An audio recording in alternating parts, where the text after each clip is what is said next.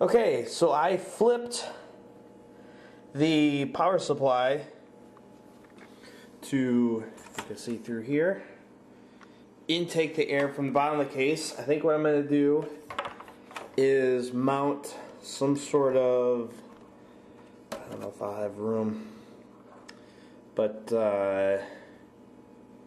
use some of these holes so I can mount something to slide in and out a filter for the bottom, so it'll be a lot easier to remove the filter.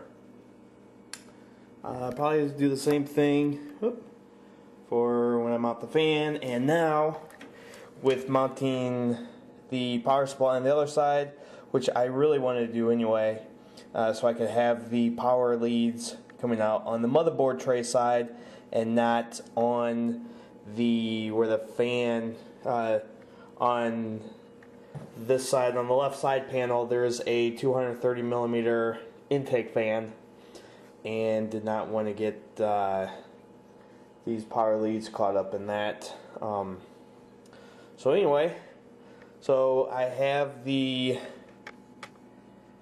CPU power, 4-pin power. I'm going to secure it to these with zip ties, cable ties.